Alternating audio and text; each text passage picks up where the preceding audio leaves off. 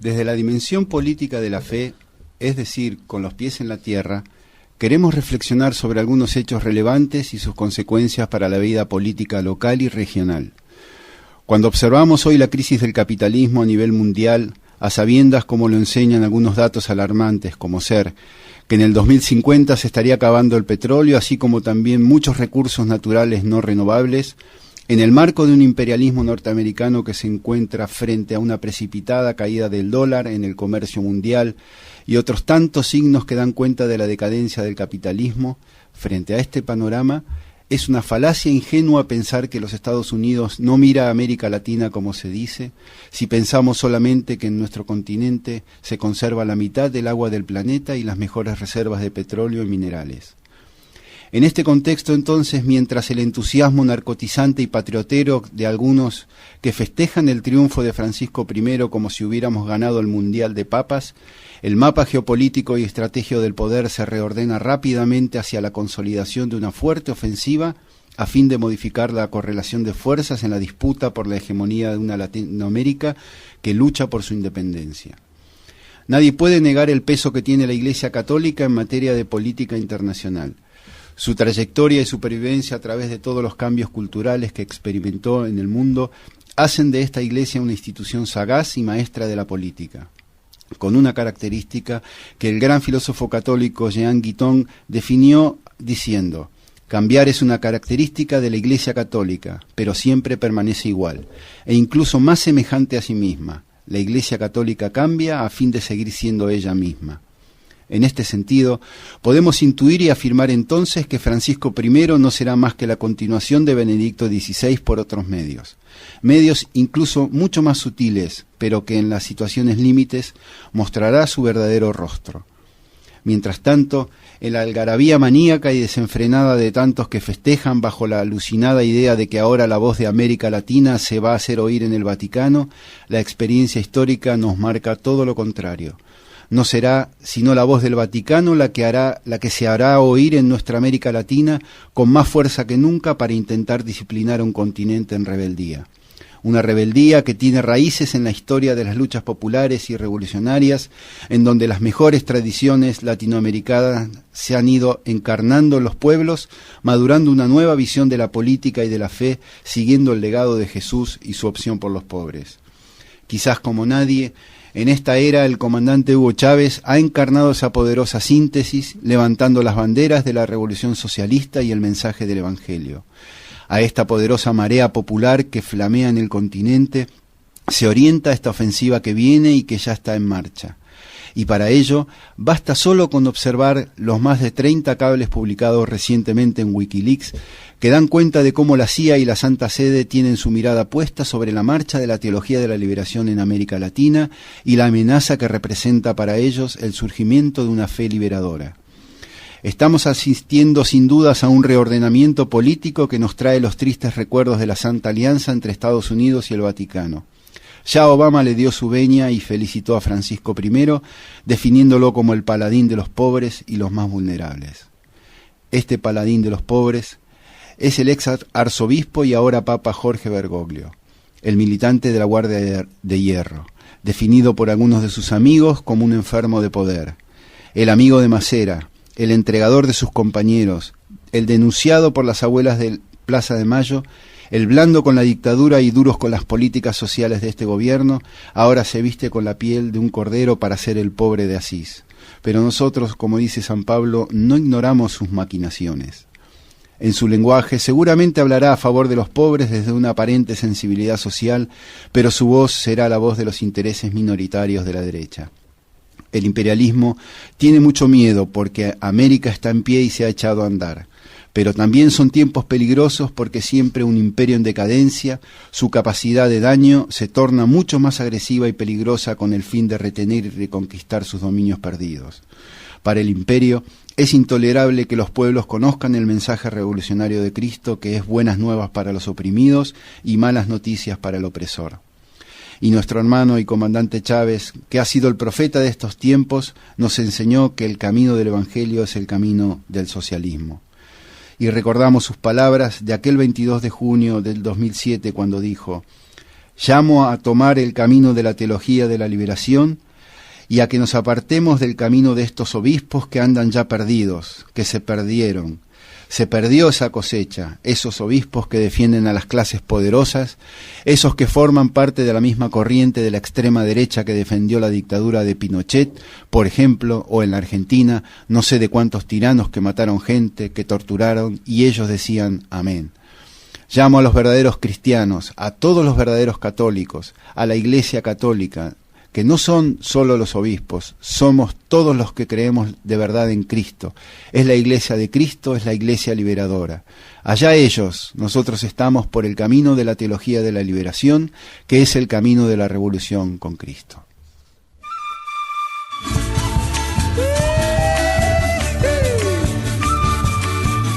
Para todo mi pueblo latinoamericano. Construyendo desde abajo, con las pobres y los pobres de nuestro pueblo.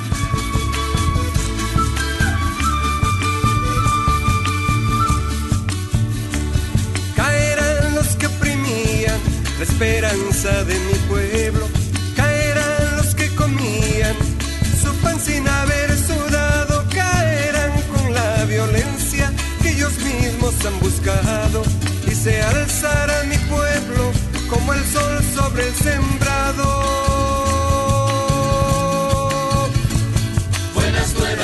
Buenas nuevas para mi pueblo. El que quiera oír que oiga, y el que quiera ver que vea. Lo que está pasando en medio de un pueblo que empieza a despertar. Lo que está pasando en medio de un pueblo que empieza a caminar.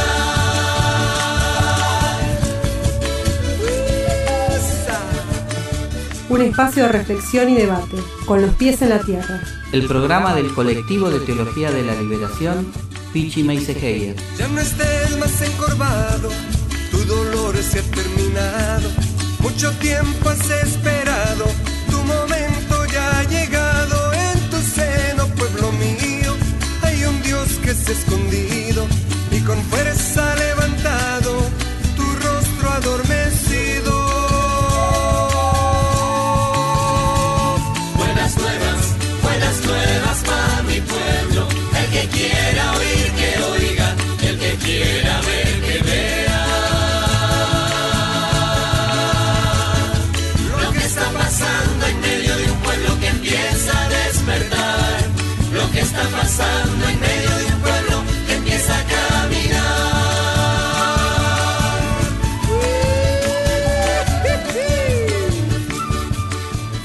Porque hay un reino de justicia que crece en las entrañas del pueblo oprimido que empieza a despertar. Con los pies en la tierra. Bueno, buenas tardes, ¿cómo andan? ¿Cómo andas, Rafa? Bien, muy bien. Contentos en nuestro primer programa, aquí en Radio Web Mate Amargo.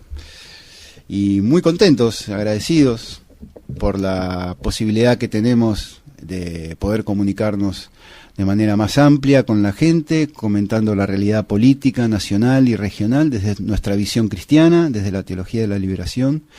Y agradecer especialmente a Carolina, que está en la producción, a Omar López también, que nos ha ofrecido generosamente este espacio. Y bueno, estamos muy contentos, Tony. Sí, la verdad que sí. Como Colectivo de Teología de la Liberación, Pichi Meisegeyer, esto es un paso importante para nosotros y me parece que también quiere ser un aporte a esta construcción en el campo popular, en este tiempo de búsquedas de una sociedad más justa, más fraterna y más igualitaria, poder hacer nuestro aporte, como vos decías, Rafa, desde el cristianismo de liberación, desde el cristianismo de base, junto con todas nuestras compañeras y todos nuestros compañeros, que de una u otra manera van haciendo esa construcción desde las más pobres y los más pobres de nuestro pueblo, ¿no? Uh-huh. Y hablando de aportes, hoy tenemos una flor de entrevista, Tony. Sí, con Rubén Drí, ¿no? Uh-huh. Rubén Drí, que es filósofo, teólogo, creemos que es la persona que más sabe de teología de la liberación en la Argentina, fue miembro del movimiento de sacerdotes para el tercer mundo, es parte de nuestro colectivo de teología de la liberación, y me parece que va a ser importante para entender no solamente, ¿no?, esto de la elección de Bergoglio como papa, de Francisco I, sino para poder entender algunas otras cosas que tienen que ver no solamente con la Iglesia, con el compromiso con los más pobres, sino también para entender el momento político, ¿no? Claro.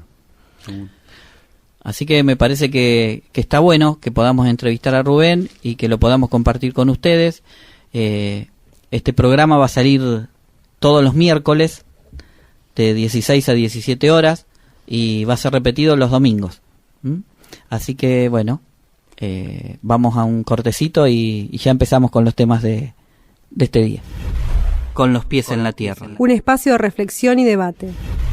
Bueno, antes de empezar con el primer tema de este programa, les recordamos que para poder conectarse con nosotros, con el programa Con los pies en la tierra, con nuestro colectivo, tenemos una página web, es www.ctlpichi.com.ar. Repito, www.ctlpichi.com.ar. Y si no, también en el Facebook ponen Con los pies en la tierra y ya es nuestra página de Facebook del colectivo. Ahí van a encontrar las distintas reflexiones, declaraciones del colectivo sobre distintos temas. Subimos también algunas otras reflexiones o informaciones que tienen que ver con la perspectiva de la teología de la liberación sobre los distintos temas que acontecen tanto en América Latina como en el mundo, ¿no? Y estaría bueno, Rafa, que le comentáramos a la gente por qué nos llamamos Pichi Meissegeyer, ¿no? El colectivo de teología de la liberación. Bueno, el nombre Pichi Meissegeyer es el nombre de un gran compañero y militante de la teología de la liberación, un sacerdote jesuita, muy vinculado al trabajo en la cuestión de la vivienda. Fue el continuador de Carlos Mujica en la Villa 31 y ha sido una de las personas que más nos ha acompañado en este colectivo, sosteniéndonos y animándonos a poder seguir entendiendo la realidad de la pobreza, de la opresión, con una visión realmente tremenda, no solamente por su sensibilidad y su compromiso siempre al lado de los pobres, sino también por su formación política, su visión de la vida, del cristianismo, de Jesús.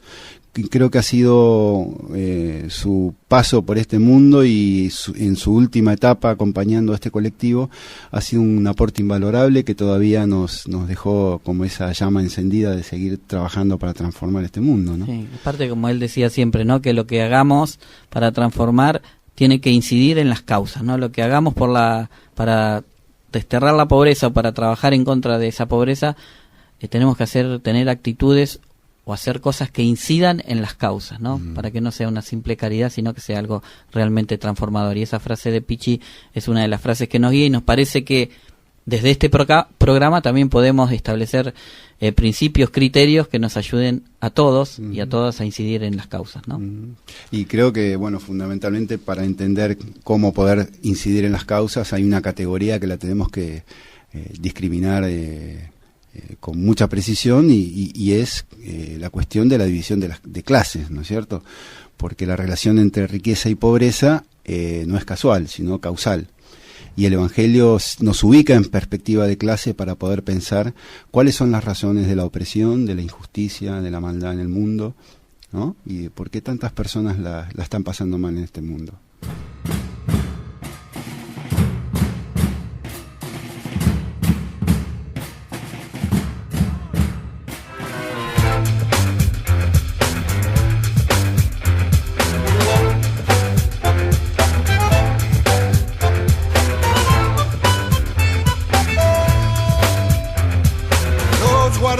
De Mujica bajan de lo alto con sus voces y tambores. Domingo Santo son los hijos nuevos que vienen sin tristeza, descartan las migajas de políticas viejas. Los guardianes de Mujica desdiosan dioses, son leales a la lucha. 1 millón de corazones, más le matas, más te matan y no quieren guerra. Agradecen este día sobre la tierra. Bueno, volvemos y sería bueno que le comentáramos también a nuestros oyentes qué es la teología de la liberación, Rafa. ¿Por qué decimos que pensamos la fe desde esta manera de pensar la teología? Es una muy buena pregunta que si me la hubieras hecho en la década de los 70, estaríamos casi con la seguridad de que toda la audiencia podría entender de qué es lo que estamos hablando cuando hablamos de teología de la liberación.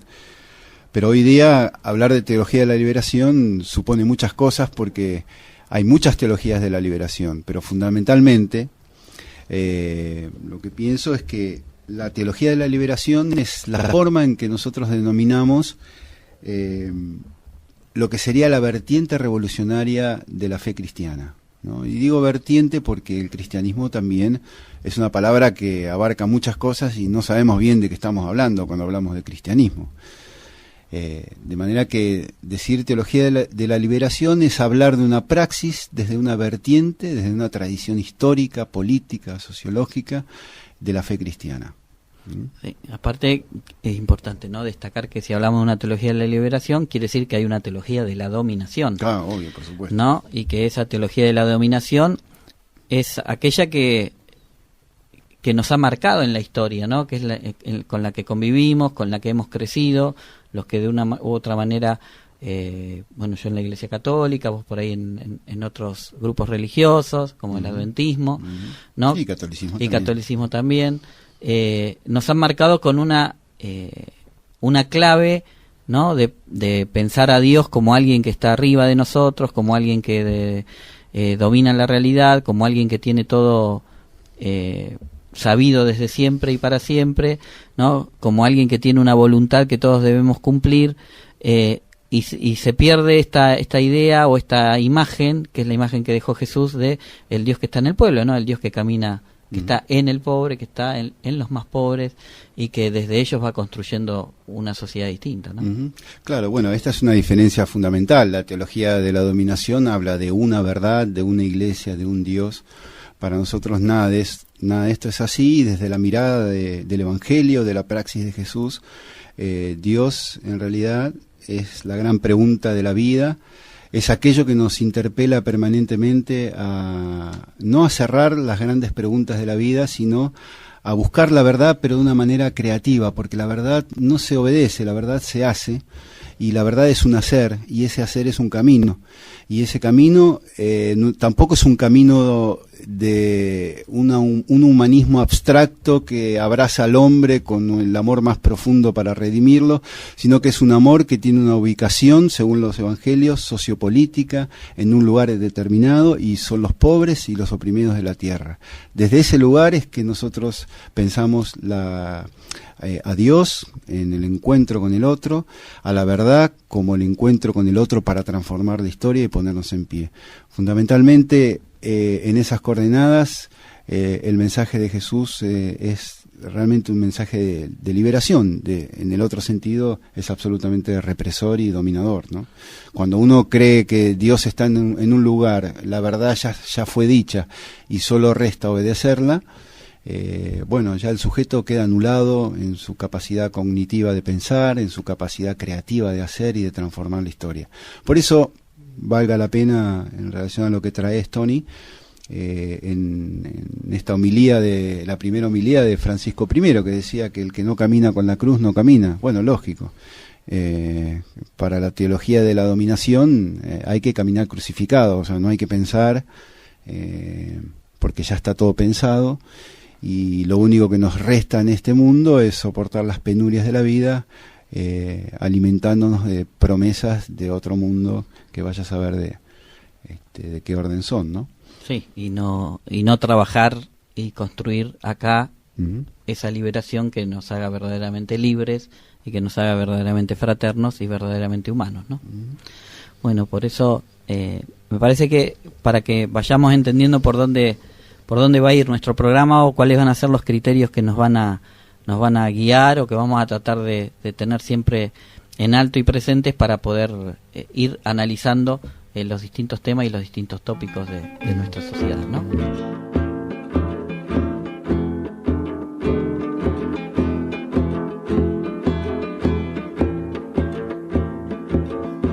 Miren cómo nos habla de libertad, cuando de ella nos priva en realidad.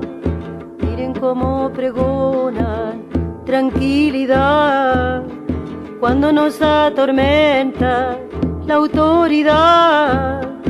¿Qué dirá el Santo Padre que vive en Roma, que le están degollando y a sus palomas?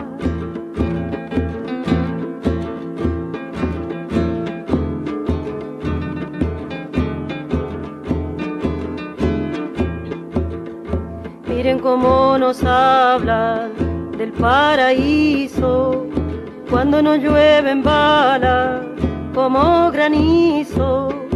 Miren el entusiasmo con la sentencia, sabiendo que mataban y a la inocencia. ¿Qué dirá el Santo Padre que vive en Roma, que le están degollando y a sus palomas?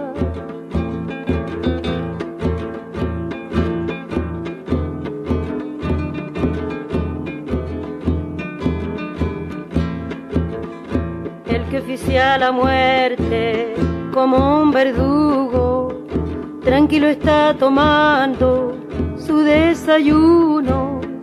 Lindo se dará el trigo por los sembrados, regado con tu sangre, Julián Grimao. ¿Qué dirá el Santo Padre que vive en Roma, que le están degollando y a sus palomas?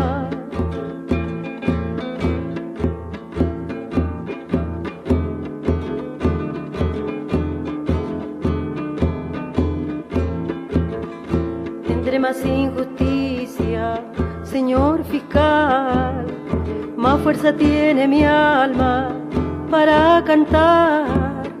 Con esto se pusieron la soga al cuello, el sexto mandamiento no tiene sello. ¿Qué dirá el Santo Padre que vive en Roma, que le están degollando y a sus palomas? Con los pies en la tierra. Un espacio de reflexión y debate.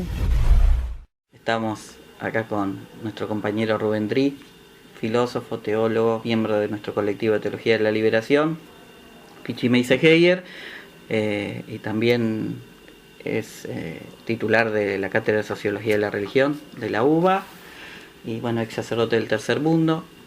Bueno, Rubén, el tema que está hoy sobre la mesa, después vamos a ir hablando de algunos otros, pero es el tema de la elección de Bergoglio como Francisco I, ¿no? Como Francisco I, sí. Lo primero que quiero decir es que la elección de Bergoglio no es casual. Esto ha sido preparado. Yo sospeché eso al principio, naturalmente que uno va acomodando los tantos también a medida que va pasando, lo va repensando, pero Fabro lo dice en un artículo, creo que era del domingo, precisamente de que todo esto había sido preparado, realmente. Bergoglio, por otra parte, bueno, es la meta que se había fijado, realmente la meta es ser papa, ¿no? O sea, llegar al máximo del poder, digamos, porque realmente es un hombre de poder, realmente, ¿no? Él quiere el poder, disfruta el poder, ¿no? Y tiene un proyecto, o sea, que llega realmente con un proyecto. Ahora, el proyecto con el que llega no es otro que el de la iglesia sacerdotal de poder, que es la iglesia de Juan Pablo II y de Benedicto XVI.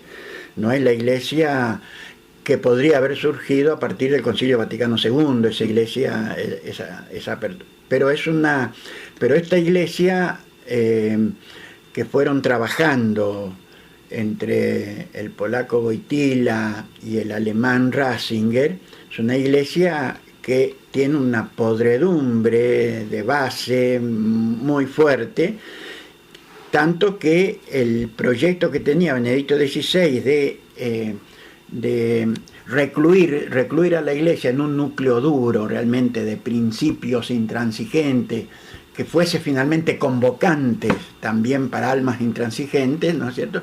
Es un núcleo que se le pudrió completamente, ¿no?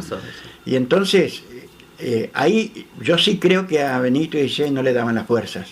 pero no le daban la fuerza, no porque él porque es mayor de edad, Claro. etcétera, sino porque el proyecto había fracasado, sentía el fracaso muy profundamente y no sabía cómo salir del paso. Para eso se necesitaba un nuevo líder, ¿no es cierto?, que lavase a la iglesia. La verdad que hay que hacer un lavado de la iglesia muy fuerte, y para eso hay que intervenir en el Vaticano y hay que intervenir en distintas conferencias episcopales, digamos, porque en los casos de pederastia, por ejemplo, no están solamente en el Vaticano, sino que están en distintas partes del mundo donde la iglesia tiene mucho poder, ¿no?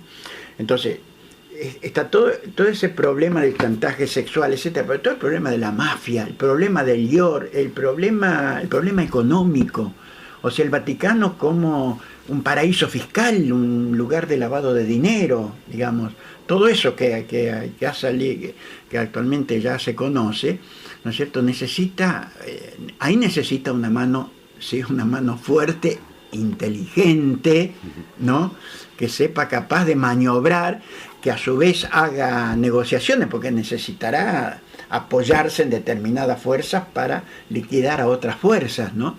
Entonces es un juego sumamente difícil. Si hay alguien preparado para eso, creo que es Bergoglio, claro, ¿no es cierto?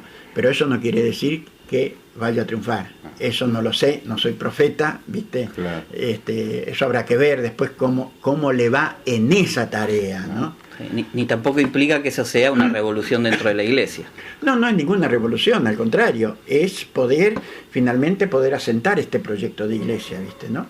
O sea, para eso ya se ha hecho todo el trabajo más sucio, que es sacar del juego a todos los que pudiesen ser obispos renovadores, los centros de formación en la línea de teología de la liberación, todo eso que han desarticulado en esos dos largos papados, sobre todo en el de Juan Pablo II, con la dirección siempre de Ratzinger. Todo ese trabajo está hecho, ¿no es cierto? Entonces lo que hay que hacer un poco es limpiar ahora esto para que ese proyecto finalmente pueda seguir adelante, ¿no?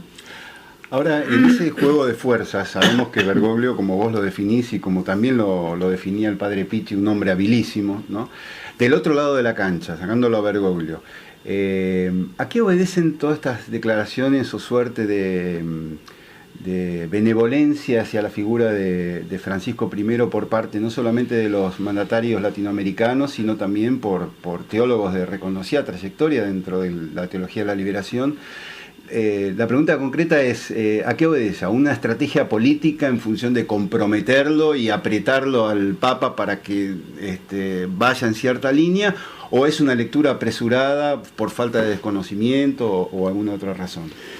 No, yo sé que por lo menos vos juega políticamente, ¿no? Claro.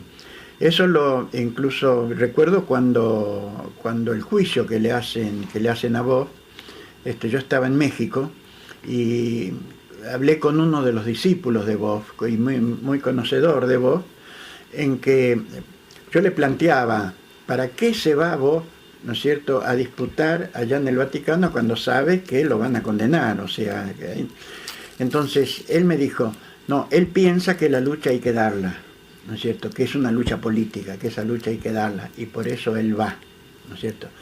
Entonces, no sé si de aquella época a esta época vos ha cambiado, ¿viste? Porque bueno, todos tenemos el derecho de cambiar, de transformarnos. Yo no sé si esta lectura, que a mí no me gustó para nada la lectura que él hizo, obedece también a ese tipo de política, ¿no? Claro.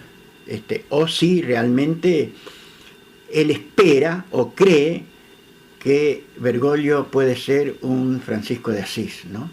Yo creo que si espera eso, realmente está tremendamente equivocado.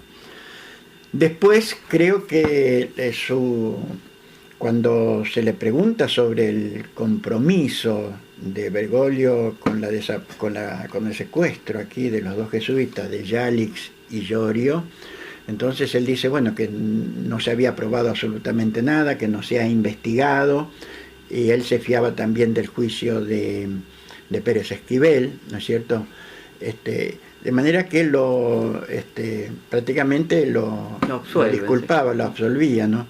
Bueno, yo creo que me parece que eso es demasiado liviano, ¿no? Él si no sabe de eso, no tenía que hacer el esfuerzo realmente de disculparlo en un problema tan grave, tan serio, porque entonces estamos hablando realmente de que creemos que se puede hacer una transformación profunda de la Iglesia con un hombre sumamente hipócrita, es decir, o con un hombre que tiene en su pasado realmente conductas realmente perversas, ¿no es cierto?, de las cuales no se ha arrepentido, por lo menos no ha expresado su arrepentimiento. No solamente no se ha arrepentido, sino que ha puesto permanentes obstáculos para no colaborar con la justicia. Para no colaborar con la justicia, sobre todo con la cuestión de la desaparición, de la apropiación de los bebés, ¿viste? Que es algo monstruoso, ¿no es cierto? Bueno, sobre eso, incluso yo no me acuerdo si vos también no le da importancia o dice que no sea aprobado, ¿no? Claro. Como si tuviésemos que esperar nosotros que finalmente la justicia lo pueda aprobar y lo pueda condenar, cuando sabemos todos los vericuestos que hay para que finalmente la justicia no condene los crímenes que sabemos ciertamente que se han cometido, ¿no? Además, ayer se veía en TN 3 curas de La Rioja o cordobeses que él había salvado, él había ayudado a que no, como que hay toda también una campaña de lavado de imagen y entonces mostrar hizo esto pero también hizo esto, como si una cosa justificara lo otro, ¿no? Y en realidad lo que creo que lo importante es que Bergoglio no habló sabiendo lo que sabía, porque si tuvo posibilidad de llegar 2 veces a Videla, 2 veces a Macera, sabía un montón de cosas y no habló. Es decir, no solo en lo de Llorio y Jalix, no habló hacia afuera y no fue un referente, digamos, de oposición a la dictadura, ¿no? Claro, es la conducta con la cual se han justificado también otros personajes, como por ejemplo Pío Laghi, ¿no? Claro. Que distinguen entre el compromiso político que han tenido, ¿no es cierto?, donde ahí podían intervenir realmente o debían intervenir, ¿no es cierto?, y después el compromiso particular frente a determinadas personas. Pío Laghi también ayudó a salir del país a determinadas personas, pero tiene un compromiso muy serio con la dictadura, o sea, legitima la dictadura militar y se justifica en todo.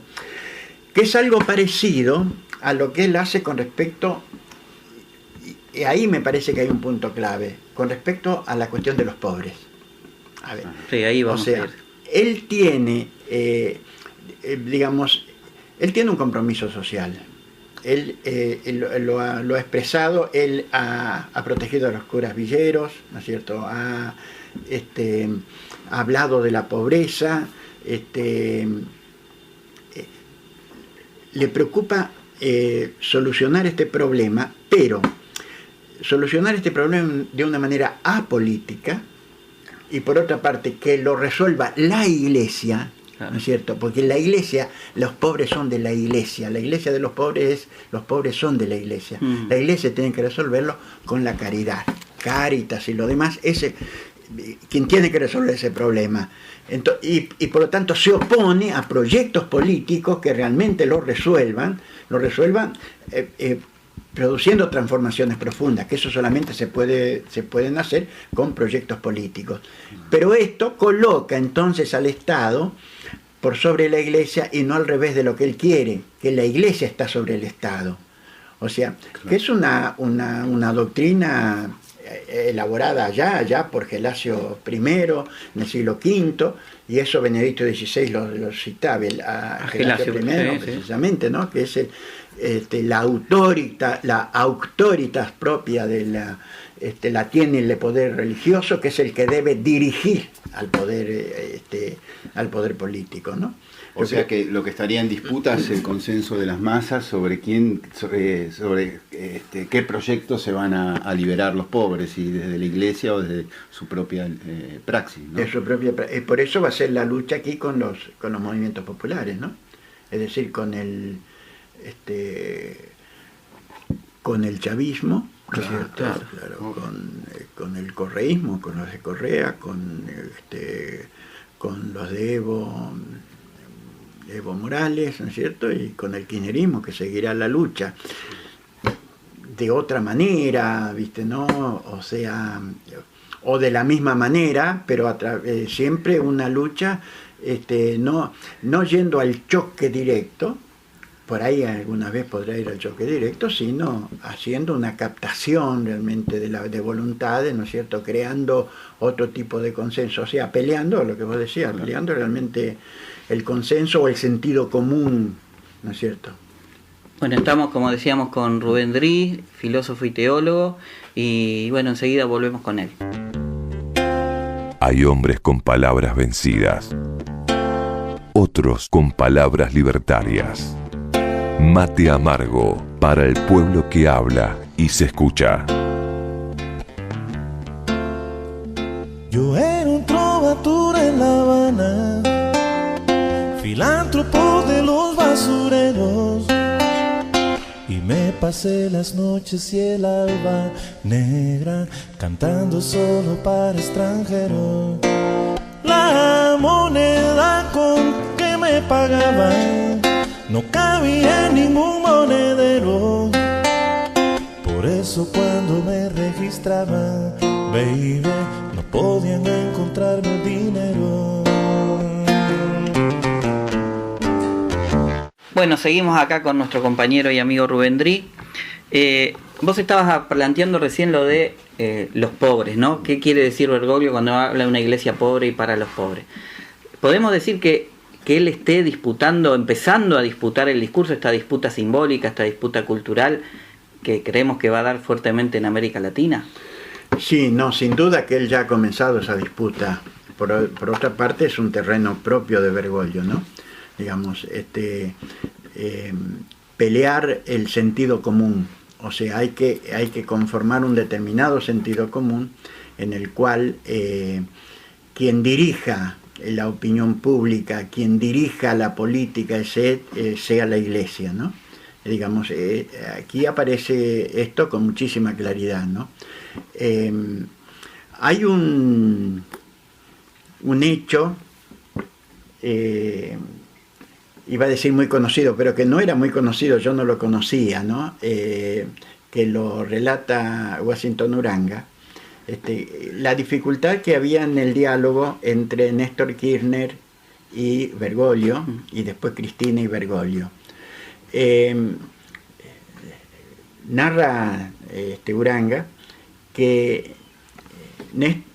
Bergoglio le había dicho que él no se oponía al diálogo, pero que venga. Claro. O sea, el problema era, ¿no es cierto?, quién iba al pie. O sea, ¿quién se sometía a quién? Claro. ¿No es cierto? Entonces, que él le dijo a Bergoglio, bueno, pero Néstor es el presidente. Y Bergoglio dijo, pero yo soy el arzobispo de Buenos Aires. O sea, la claridad que tiene del poder religioso frente al poder político. Por encima del poder. Por encima del poder. Esto me hace acordar, por ejemplo, que von Bernitz también, cuando es nombrado como párroco en no me acuerdo el pueblo donde había desaparecido también una chica, Idiar, ¿no? Sí. Que de hecho él es culpable de la desaparición de esta chica. Entonces, que todo el Consejo Deliberante también lo había declarado persona no grata, ¿no es cierto? Y finalmente entran a dialogar. Entonces, y él, mejor dicho, le plantean a von Bernitz, ¿no es cierto?, que dialogue con el Consejo Deliberante, y entonces von Bernitz dijo, sí, vamos a dialogar, él es el poder político y me van a escuchar a mí porque yo soy representante del poder religioso. Claro. Digamos, este es el tema.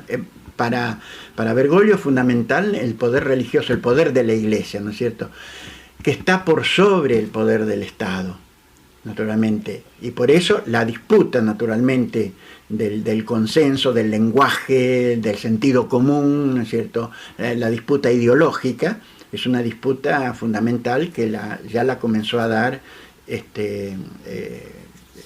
Bergoglio con el nombre de Francisco, ¿no? Vos siempre decís que cuando Jesús habla del poder, no habla de un poder de dominación, sino que habla de un poder de servicio, ¿no? Y decís que es una doble revolución, que no solamente los de abajo van a ser los últimos, serán los primeros, sino que no van a ejercer el poder como los primeros, sino que lo van a ejercer como servicio. Hoy Bergoglio, en su misa de inicio de su ministerio, dijo: el poder del Papa es un poder servicial. Para el Papa el poder es servicio. Bueno, claro, Bergoglio toma la frase de Jesús, solamente que los contextos son completamente diferentes. El contexto de Jesús es un contexto monista, en el cual el poder es poder siempre. El poder es poder de influencia sobre los otros, sobre los demás, poder de transformación que tiene que ver con la sociedad, tiene que ver con la materialidad, tiene que ver con la realidad, no meramente con algo espiritual.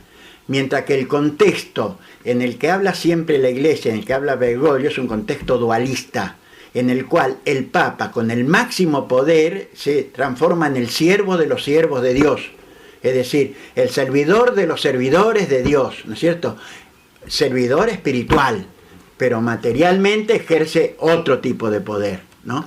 Entonces, no como servicio. No como servicio de ninguna manera, sino poder como dominación, el poder como control sobre los demás, ¿no?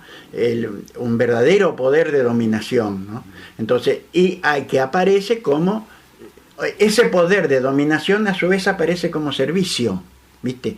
Porque de hecho es el lenguaje de la Iglesia, el lenguaje de las congregaciones religiosas. Es manipulador. Manipulación completa. O sea, el superior siempre lo hace por el bien de todos. Rubén, ¿se puede hacer alguna lectura política de las primeras palabras de Bergoglio, tanto en su homilía como en otros ámbitos, donde él habla recurrentemente del perdón, de la misericordia, del amor, pero no habla de la justicia ni del arrepentimiento? Sí, yo creo que retoma con eso un lenguaje que nosotros lo conocemos muy bien, que ha sido acá el lenguaje de la conferencia episcopal, de los obispos, ¿no? Donde hablaron siempre del perdón, hablaron de la misericordia, ¿no es cierto?, pero no de la justicia. Claro. Y ese perdón, en último término, termina precisamente encubriendo las grandes injusticias, ¿no? Entonces, yo creo que eso tiene que ver precisamente como pasar por sobre precisamente todo lo que fue acá la dictadura militar, ¿no es cierto? Pero aparte de lo que fueron las grandes dictaduras o los grandes genocidios, incluso pensemos en el franquismo, por ejemplo, ¿no? Digamos, esa concepción termina encubriendo absolutamente, digamos, todas las injusticias que se han cometido, todo el problema que sigue. A ver, si él realmente quiere lograr realmente una sociedad justa, etcétera, en Argentina, en este momento tendría que hablar, por ejemplo, de la desaparición, de la apropiación de los bebés. Claro. Tendría que hacer un llamado, por ejemplo, ¿no es cierto?, para que finalmente quienes tienen conocimiento de eso, den los conocimientos que tienen, y él mismo tenía que decir qué tipo de conocimientos tiene, ¿no? Esta cosa manipuladora, ¿no?, que tiene por ejemplo, él habla de los pobres. Vos escuchás a los curas que laburan en las villas acá en Capital y están todos enamorados de Bergoglio, y una cosa también, uno habla con gente de los barrios y la gente de los barrios está contenta, ¿no? Es decir, los pobres en general están contentos con Bergoglio, por esa cercanía, ¿no? Esas actitudes que tiene él. Podemos hablar también que esa cercanía con los curas villeros, ese estar siempre sobre ellos, también es una manera de controlar qué tipo de pastoral desarrollan con los pobres. No, sí, yo creo que ahí hay un proyecto muy claro, precisamente. Yo creo que los curas villeros son la manifestación más clara de cuál es el concepto, el proyecto que tienen de solucionar el problema social, ¿no? El problema social se soluciona cuando hay quienes se preocupan de los pobres, ¿no es cierto? Y le dan,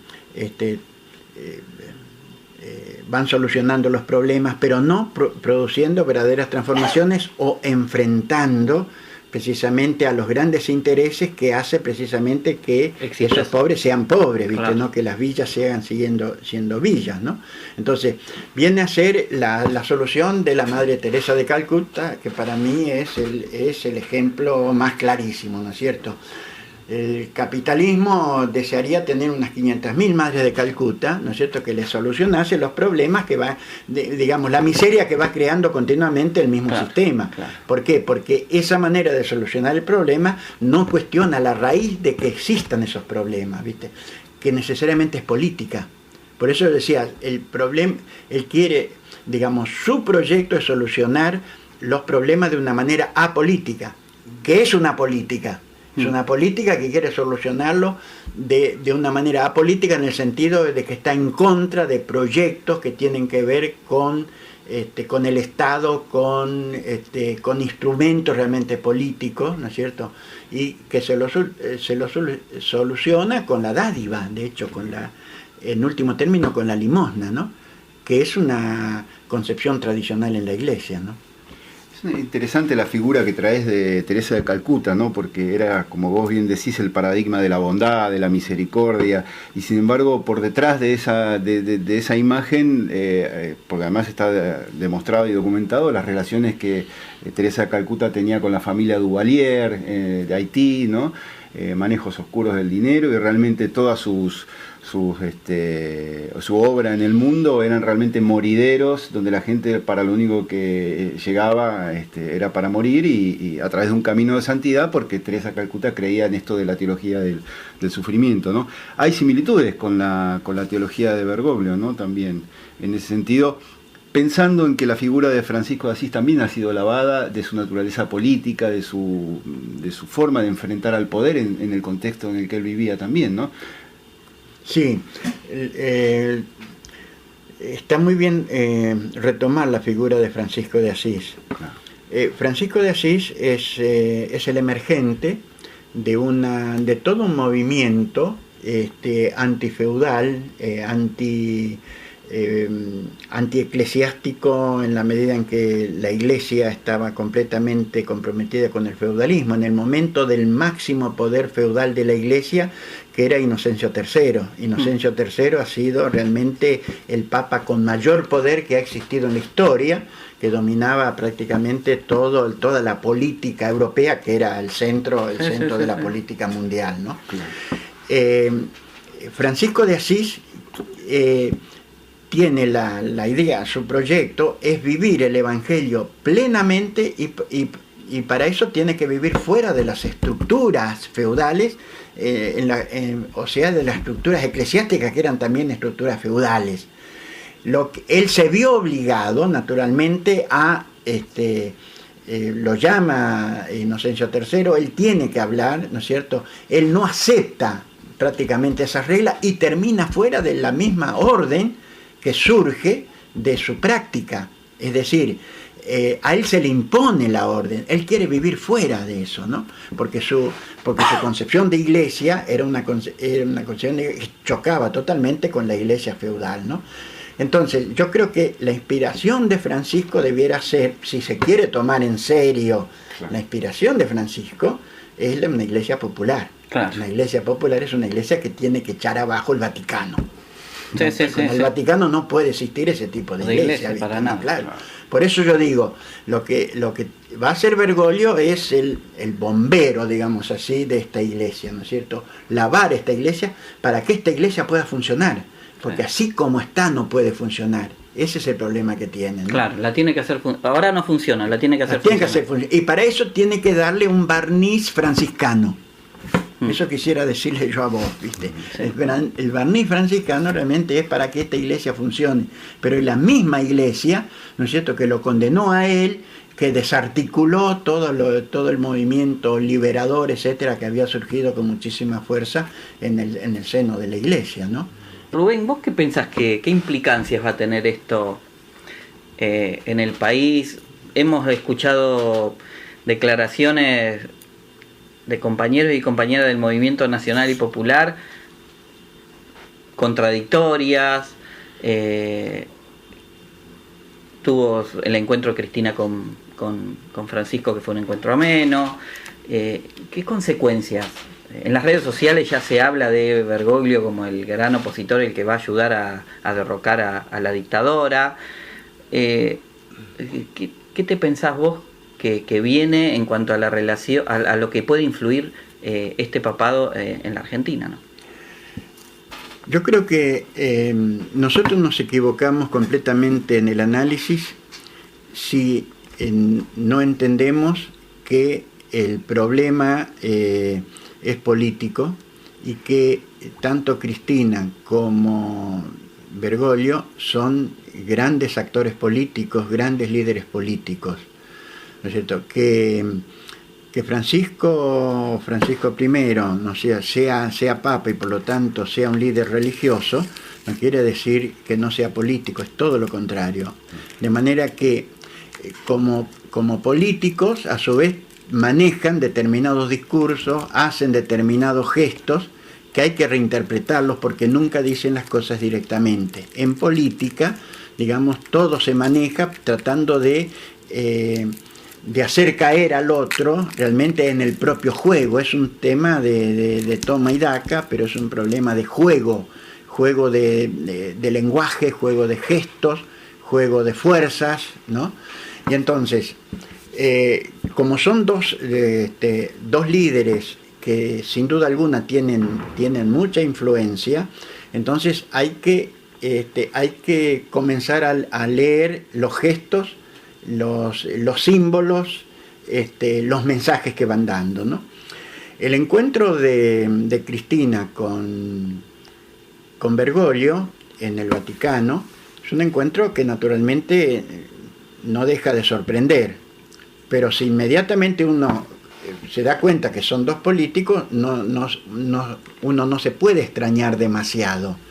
Ir a un enfrentamiento apenas elegido este papa realmente no le conviene ni a Bergoglio ni le conviene a Cristina.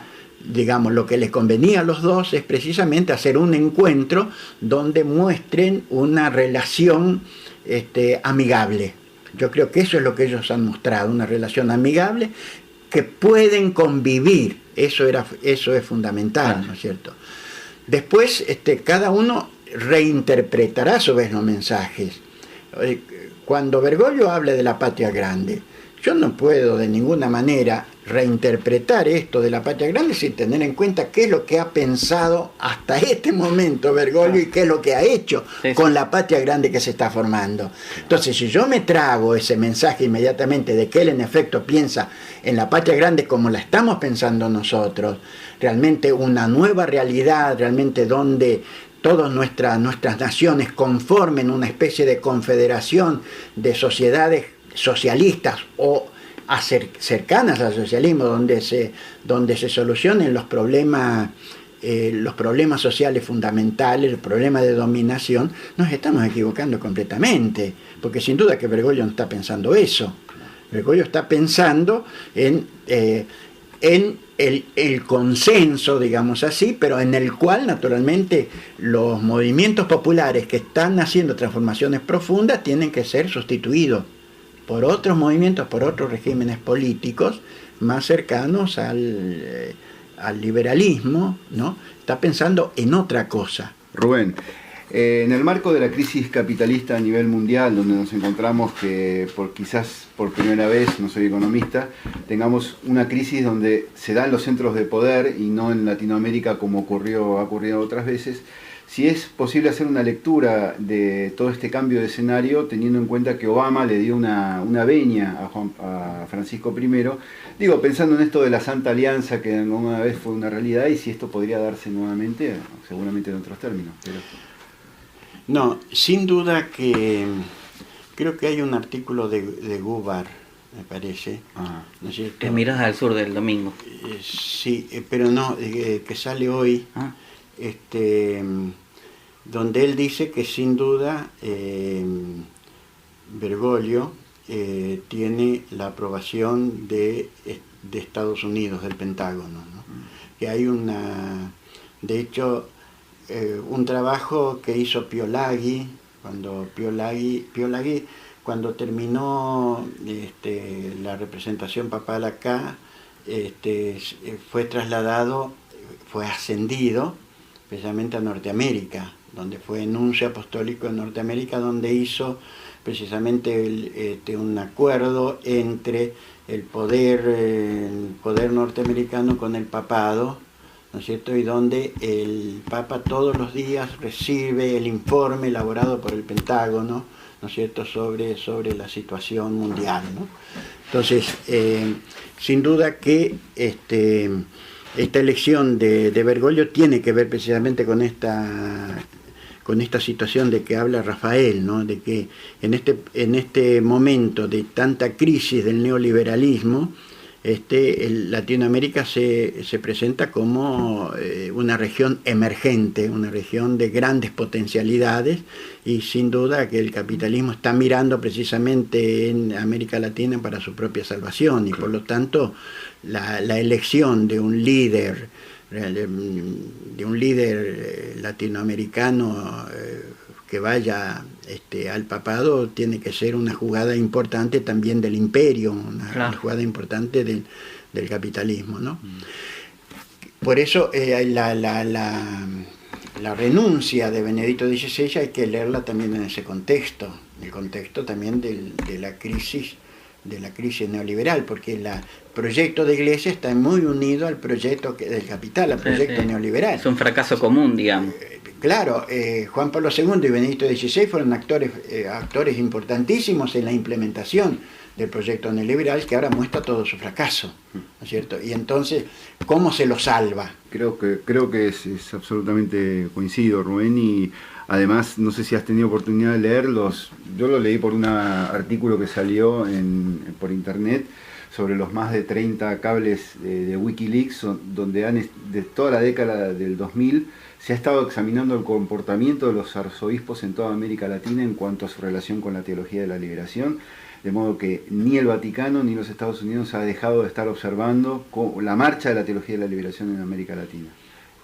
Yo creo que eso también es una señal de que, ningún proceso de cambio va a tender a fortalecer lo que dejó la teología de la liberación en América Latina. No, seguro, claro. De hecho, el terreno fue muy bien preparado. Bergoglio, de hecho, había limpiado la Compañía de Jesús de todos los componentes de la teología de la liberación, ¿no es cierto?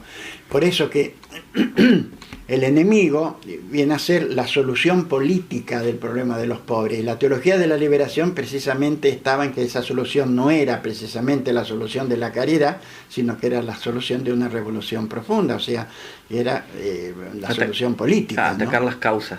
Ir a las causas, claro. ¿Cuál te parece a vos la tarea de los movimientos nacionales y populares, el movimiento latinoamericano, de este movimiento popular latinoamericano, estos procesos que se están dando? ¿Cuál es la tarea frente a esto? Sí, nosotros tenemos que tener claro que tenemos perspectivas solo si colaboramos en la conformación de lo que es propiamente un poder popular, ¿no es cierto? Y para eso se necesita trabajar precisamente sobre las conciencias, ¿no? Es decir, nosotros como cristianos tenemos una tarea muy importante que precisamente como cristianos desde el cristianismo no permitir precisamente este lavado que se quiere hacer desde arriba, o sea, desde el cristianismo crear conciencia política de liberación, de creación de poder, etcétera, ¿no es cierto?, en la línea de la teología de la liberación, digamos, que esa ha sido lo más importante que hemos tratado de hacer desde el cristianismo. Que el imperio esto lo tiene con muchísima claridad. Creo que era el segundo documento de Santa Fe que hablaba precisamente que el enemigo fundamental era la teología de la liberación, ponía también a Gramsci, pero sobre todo la teología de la liberación, ¿no? Porque no le molesta de ninguna manera la religiosidad popular, ¿no es cierto?, si es que esa religiosidad popular en último término no implementa proyectos revolucionarios, proyectos de liberación, proyectos políticos, ¿no es cierto?, que vayan a la transformación de la sociedad, ¿no? Yo creo que ahí debe estar nuestra tarea. Nuestra ardua tarea, ¿no? Nuestra ardua tarea, sí. Rubén, te queremos agradecer especialmente de que formes parte de nuestro colectivo Teología de la Liberación, Pichi Meseguer. Es un honor porque además de que sos nuestro amigo y te queremos mucho, sos un maestro para cada uno de nosotros y te agradecemos de que seas nuestro compañero en este trabajo. Yo lo que tengo que agradecer es que me acepten. Estoy encantado de formar parte del equipo, los quiero muchísimo, siempre hablo maravillas del equipo. Y en serio, creo que realmente está muy bueno formar parte del equipo. Y estoy muy contento de que Tony haya aceptado el liderazgo, ¿no es cierto? Que sea un coordinador y que lo haya tomado en serio, como yo le dije de entrada, realmente, bueno. Y con vos, Rafael, que tengo una relación macanudísima. La verdad que, aparte, creo, y siempre lo he dicho, que sos el más conocedor de la teología de la liberación. Absolutamente. Y es un aporte realmente importantísimo. Gracias, Rubén. Muchas gracias, Rubén. Para todo mi pueblo latinoamericano.